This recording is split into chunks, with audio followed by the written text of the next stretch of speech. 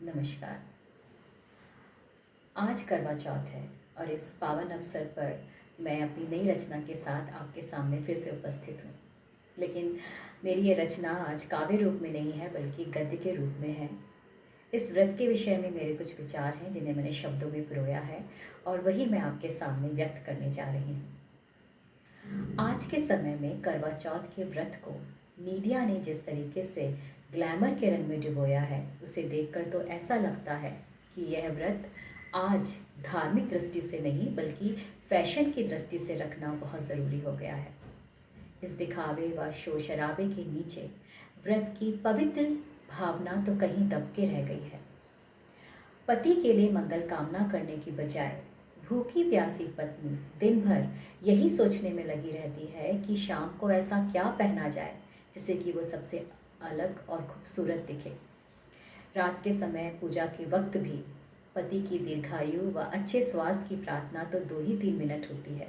सारे समय fashionable jewellery और ब्रांडेड साड़ियों की ही प्रदर्शनी लगी रहती है और उस पर पति के ऊपर यह अत्याचार कि आप भी हमारे लिए व्रत रखिए ना।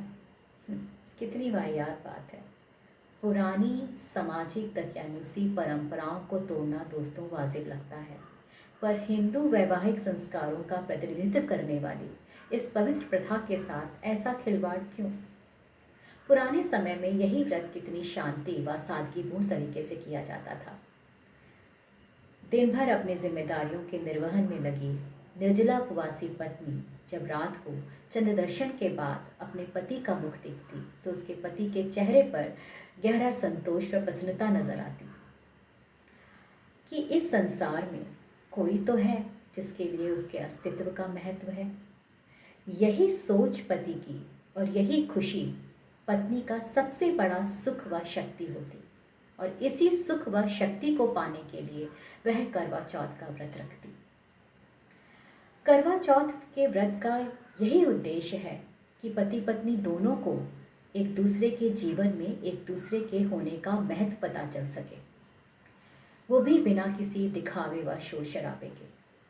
करवा चौथ की इसी भावना को यदि पति पत्नी दोनों के लिए परिभाषित किया जाए तो सबसे सटीक परिभाषा यही होगी, मैं हूं ना। धन्यवाद।